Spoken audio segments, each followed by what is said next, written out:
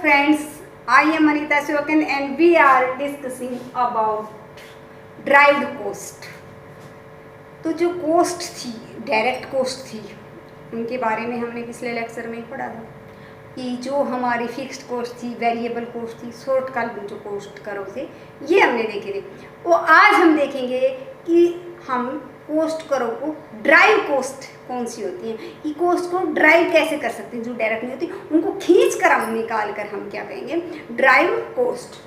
तो drive coast में हमारी जो पहली है वो एवरेज कोस्ट, एवरेज कोस्ट, और सेकंड है वो मार्जिनल कोस्ट। तो एवरेज कोस्ट क्या होती है?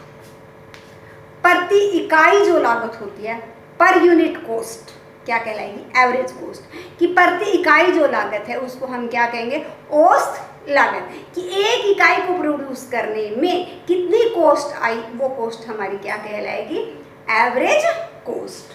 तो इसका हम निकालेंगे कैसे?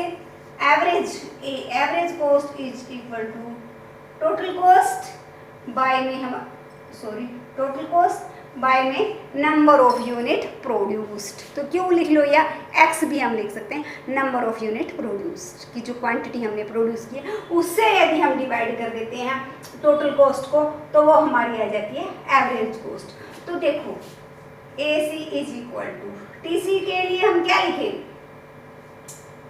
TFC प्लस TVC, क्योंकि या ऐसा लिख लो FC plus VC। Fixed cost और वेरिएबल कॉस्ट दोनों को ऐड करते हैं तो हमारी क्या आ जाती है? टोटल कॉस्ट आ जाती है। बता हम क्यों?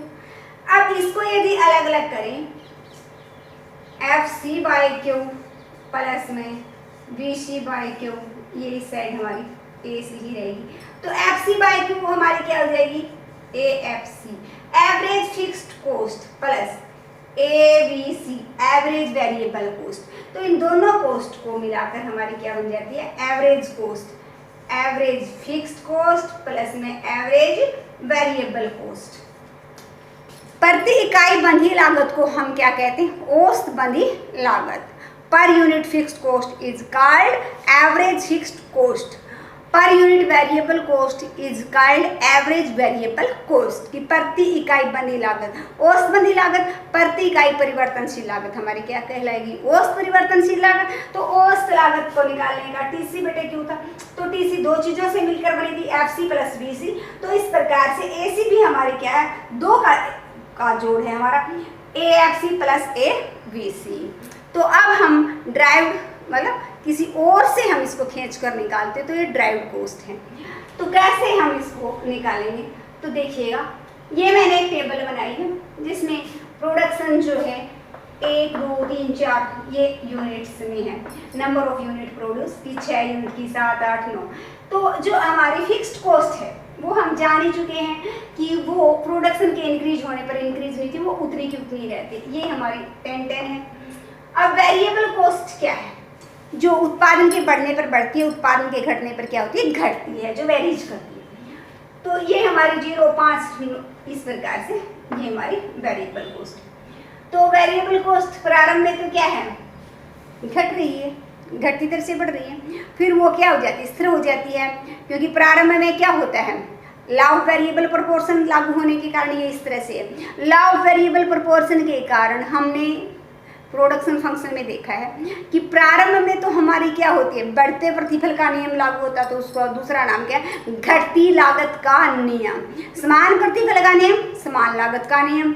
और अंत में फिर क्या हो जाता है? बंधे साधन के साथ परिवर्तनशील साधन की इकाइयां बढ़ाते जाते हैं, तो बंधे साधन क्या बढ़ जाता है? कम पड़ जाता है। तो बाद में क्या हो जाती है? घटते प्रतिफल का नियम लागू होना शुरू हो जाता है। इसका मतलब बढ़ती लागत का नियम लागू होना शुरू हो जाता है। तो अब इन दोनों को यदि ऐड करेंगे तो हमारी क्या आ गई? टोटल कॉस्ट आ गई। तो देखो अब डिफरेंस निकालते हैं। 15 में से 10 गए 5, 19 में से 15 गए 4, तो ये हमारा 22 में से 19 गए 3, फिर 24 में से 22 गया 2, 24 में से 24 गया, फिर यहाँ पर हमारी क्या आ गई? 0। 27 में से 24 गया 3, 31 में से 27 गया 4, तो फिर 5 6। ये हमारा डिफरेंस है। तो डिफरेंस हमारा किसका है? या तो आप टोटल कॉस्ट का कह लो या वेरिएबल कॉस्ट का कह लो, क्योंकि इसमें हमारे टोटल कॉस्ट में तो क्या हो जाती है, देखो 5 में से 0 गई 5, 9 में से 5 गया 4, 12 में से 9 गया 3। अब ये हम देखेंगे कि वेरिएबल कॉस्ट से भी हम उसको निकाल सकते हैं डिफरेंस से, और टोटल कॉस्ट से भी निकाल सकते हैं। तो डिफरेंस क्या रहेगा हमारा, सेम रहेगा। तो slope of total cost is called marginal cost, ये हमने किया था। तो डिफरेंस है वो क्या बताते हैं, स्लोप या rate of change in total cost, rate of change कह ले या स्लोप ऑफ किसका, total cost curve is called marginal cost. तो अब हम पहले तो देखेंगे कि एवरेज कॉस्ट जो हमने देखा है उसको निकाल के देखते हैं और फिर इसका डायग्राम बनाते हैं कि कैसे होती है। तो ये हमारी टोटल कॉस्ट, अब हम एवरेज कॉस्ट निकालेंगे। देखिएगा एवरेज कॉस्ट हमारा क्या है, इसी से टोटल से निकाल लो। तो 15/1 हमारा क्या हो गया 15, फिर 19/2 9.5 हो गया, फिर हमारा क्या हो गया 22/3, फिर हमारा 24/4 6, फिर हमारा 24/5, फिर हमारा क्या हो गया। इस प्रकार से हम क्या करते जाएंगे, इसको डिवाइड करते जाएंगे। 27 को 6 से किया हमने,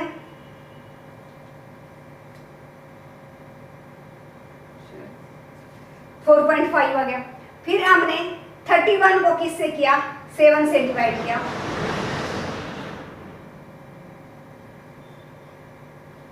फिर हमारा क्या हो गया 36 को 8 से किया, 42 को हमने 9 से किया। तो ये हमारी क्या आ गई, एवरेज कॉस्ट आ गई। अब ये जो एवरेज कॉस्ट है, अब AFC भी निकाल लो।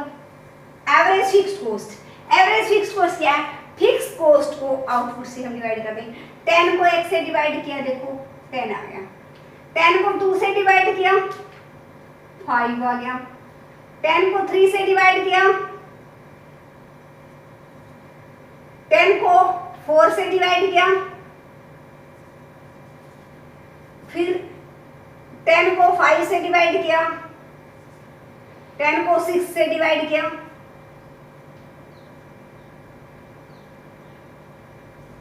तो इसी प्रकार से हम क्या करेंगे, 10 को 7 से, 10 को 8 से, 10 को 9 से डिवाइड करके क्या निकालेंगे, एवरेज फिक्स्ड कॉस्ट। अब हमारी क्या है, एवरेज वेरिएबल कॉस्ट, औसत परिवर्तनशील लागत। तो परिवर्तनशील लागत को उत्पादन इकाइयों से भाग कर देते हैं।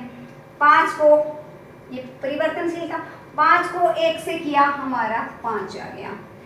फिर हमारा 9 को 2 से किया 4.5 आ गया। 12 को 3 से किया। अब इसी प्रकार से हम क्या करते जाएंगे, जो वेरिएबल कॉस्ट है उसको उत्पादन इकाइयों से भाग करते जाएंगे। तो अब देखो ये हमारी क्या है, औसत लागत, औसत बंधी लागत, औसत परिवर्तनशील लागत। तो औसत परिवर्तनशील और औसत बंधी को जोड़ के देखो, 10 और 5 15, तो यही आई है हमारी। और ये 5 + 4.5 को जोड़ेंगे तो 9.5।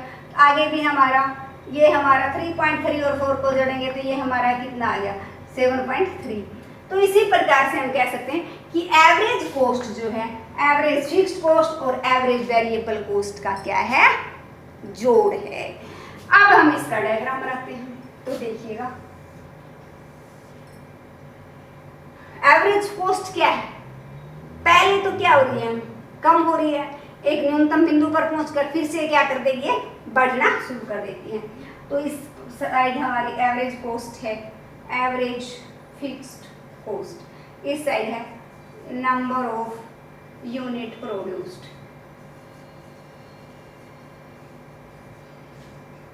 अब हमारी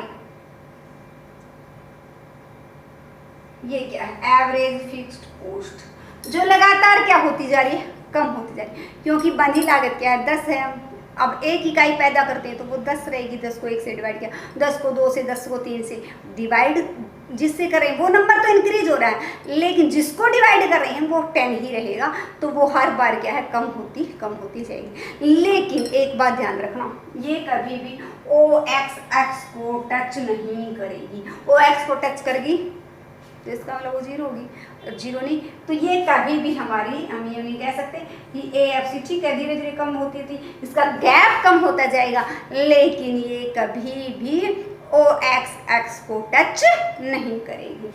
अब हमारी क्या है, ये तो एवरेज फिक्स्ड कॉस्ट थी, अब हम एवरेज कॉस्ट बनाते हैं।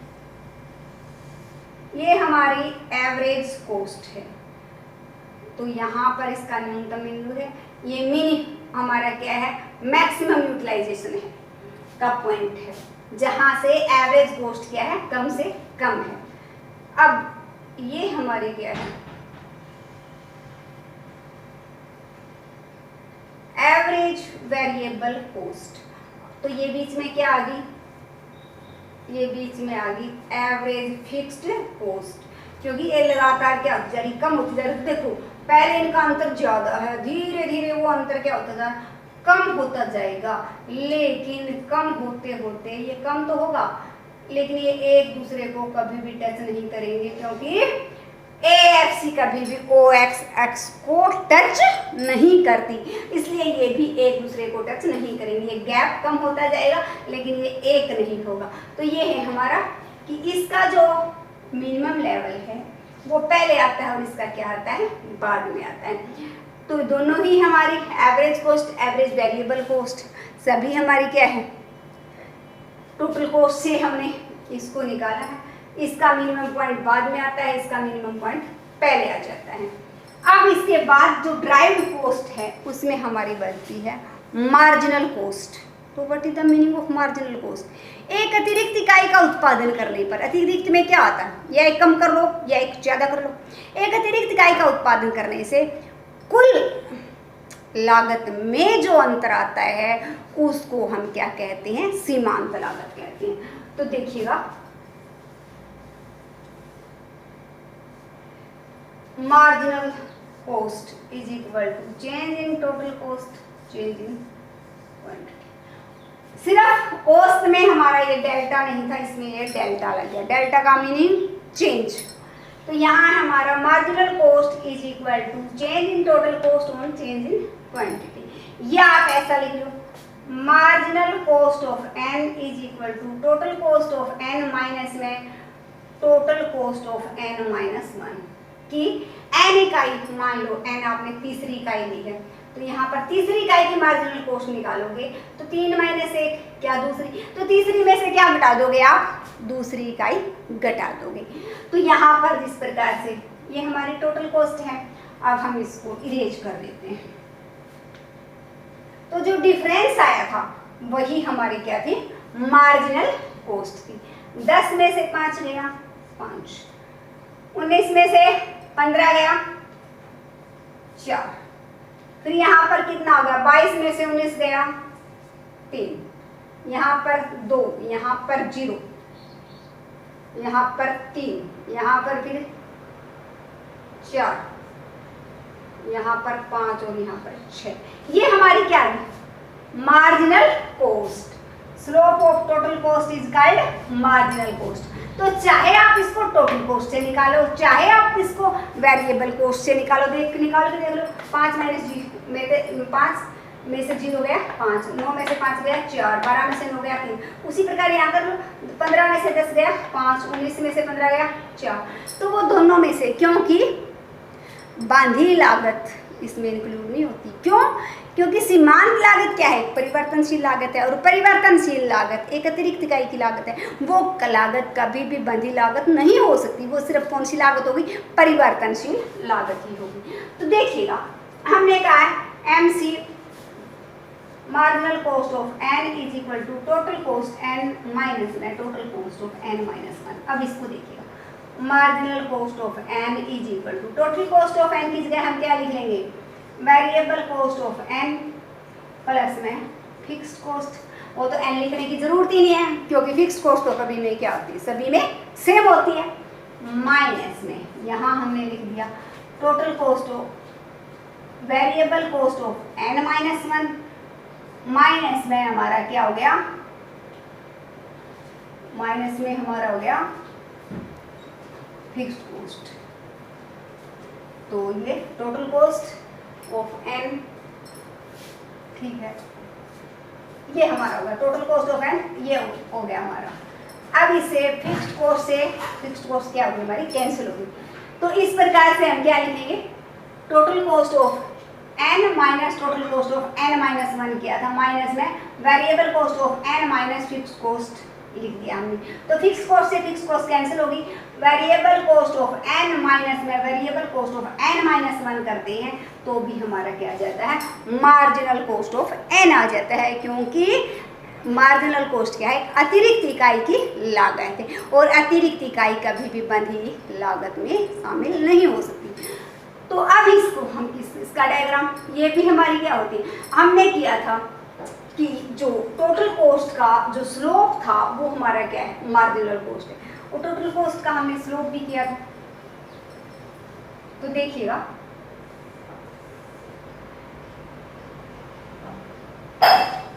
ये हमारा टोटल कॉस्ट था, यहाँ तक तो स्लोप क्या हो रहा था, हम 3 पॉइंट खींच के हमने देखे डिक्रीज हो रहा है ए बी सी, तो इस आउटपुट लेवल पर वो डिक्रीज हो रहा है, तो इस मार्जिनल कॉस्ट क्या हो रही है, डिक्रीज हो रही है।